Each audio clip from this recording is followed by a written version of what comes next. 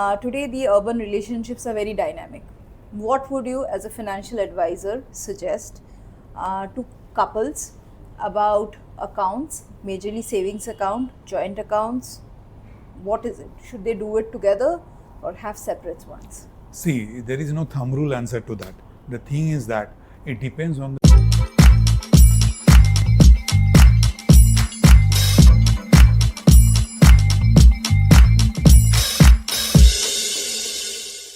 Now that you have kind of given us a vivid understanding about how we can really accumulate wealth over a period of time, now say I give you a real life example where an individual of 45 years of age into a private company job, in a executive level job, and is planning to retire in 5 years from at 50 years, wants to build a retirement corpus of 10 crore rupees. So what should be the way forward if he has around a lakh or 2 lakh rupees of amount of money which he is willing to start investing in, and he already has some previous investment, properties, stocks, gold. He already has something around 5 crore already in his corpus. Yeah. So from your question, who is already having a savings of 5 crores already, and he wants to build up a retirement corpus of around 10,000. So here I want to tell you one thing. 10 crores. Yeah. Here I want to tell you one thing. When we plan for retirement, one thing we tell people that what is your monthly expense in today's date. Suppose your monthly expenses, you are earning a 2 lakh rupees salary, your monthly expenses is 1 lakh rupees.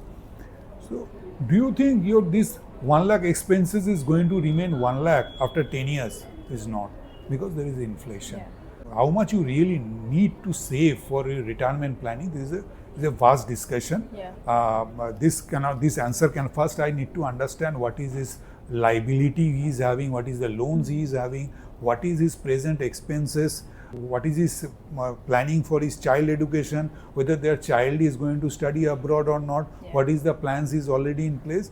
I cannot, it won't be very easy to give an answer. Yeah. So all these parameter I need to consider before giving this answer. So here also something, tell me, like if this person tells you that I'm retiring, but I will also be working simultaneously on a new project as a consultant, and I will have a small amount of income for the next 10 years, or maybe I'll kind of start a small business or a cafe business where I want to kind of start making money.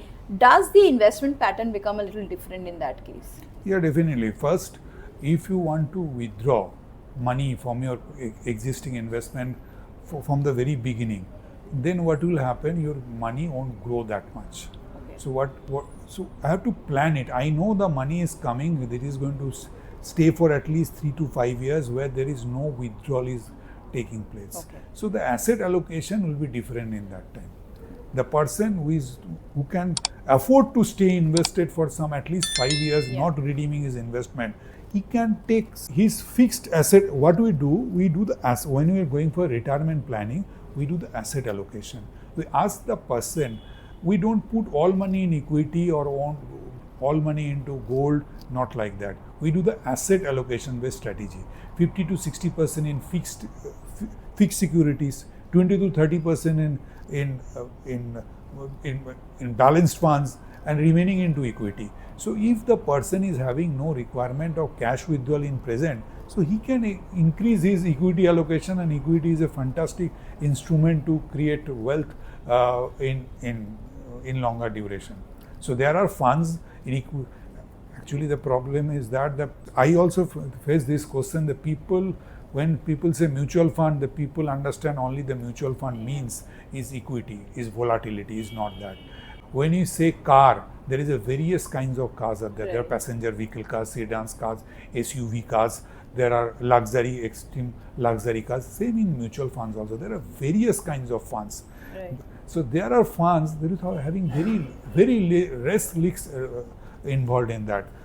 So there are liquid funds, there are debt funds, there are multi-asset allocation funds, there are balance advantage funds. The retired person who is willing to build his stay invested and we want to make relatively higher return than bank fixed deposit, we suggest we prepare his portfolio with the mix of these products. Okay. When do you think couples should have their first money conversations? So in a relationship, when you are starting thinking for long term, then you should start planning for your finances. It is also applicable for expenses when expenses are mounting. Yeah. See, when you are planning for long-term relationship, that is marriage, or you are deciding to stay together, you know that your finance is plays a very vital role in that. So then in that time you have to have you are planning to buy a joint asset, joint property, or you are going to planning for a vacation trip. So then you need to start discussing about the finance. You can, with your free to each other, then in certain cases you will be able to curtail expenses also. Right. So in that manner you should start talking about the finances once you are planning for going long term in the relationship. Is there a way where couples can avoid confrontation around money and yet have a healthy discussion about investment, savings and expenses? See, I think in that both the person involved in the relationship, they should be aware of each other's financial capacity. So the girl who is marrying a man or staying in a relationship, if he or she is not aware of his financial capabilities, so that leads to the disappointments, that leads to the fight. So from the very beginning, both should be aware of what is the financial capacity they are having. So your expenditure, your things should be based on that. There is a famous saying that cut your coat according to your clothes. So that should be that the finance should be transparent between partner, and they should be aware of each other's financial position. I think in that case they will be able to avoid conflict. Well said. And I think most of us in today's very fast world, we have forgotten this saying, cut your coat according to the cloth, and we do overspend. We end up kind of liquoring over various issues which are around money, leading to a lot of disappointment and finally relationships falling apart. And this can very well be avoided if we have a transparent conversation and not confrontation. So we have now reached to the fag end of this super engaging but a little financially heavy discussion, and to make it a little more crisper for simple understanding, we'll hear from expert Swarnendu as to what it finally takes, his views, and we'll do it through a rapid fire. Financial independence or financial transparency? Financial transparency. Okay. Splitting expenses 50-50 or proportion to income?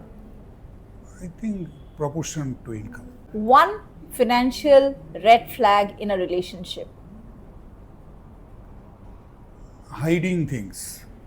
Suppose you are hiding your real income, or taking more loans for leading your lifestyle, for show-offs. And not sharing it with your partner, right? And sharing with your partner. One green flag when it comes to money? Green flag. Open conversation. About money, right? Yeah, open conversation. We should talk, we should plan jointly. Savings or lifestyle upgrades? You have to make a balance in that. Okay.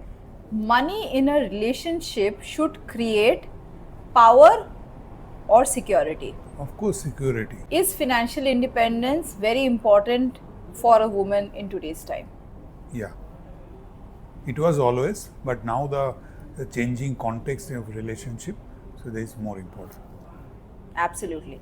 And thank you, Swarnendu, for this wonderful session, insight. Yeah. And I am sure our viewers like me are enriched by the amount of information, the amount of knowledge this session brings. It's something very different, something which I have mentioned we have not done previously, but very vital, because being on the platform, at Searching Soulmate, we do come across a lot of relationships which are falling apart because of money issues, and people have shared with us this particular urban challenge which was not really there a generation back.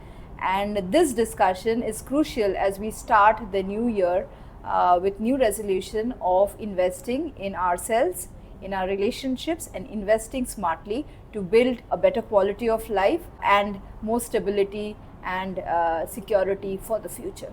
Thank you so much once more. Thank you, Munmun. And my viewers, if you are having more indirect queries regarding your investments, you just reach us to us directly in the below mentioned number, below mentioned contact details. Thank you so much. Thank Till you. next time, we'll be back with another speaker, and do follow, subscribe and like our channel so that we keep on bringing to you more such exciting topics of discussion and more such experienced guests who can really enlighten your mind, soul and entire being. Thank you so much. Thank you. Thank you. And wish you a Wishing you a very, very happy happy 2026 ahead. 2026. Have a great year for you. Yes. Wishing you a very happy new year once more. Have a great year.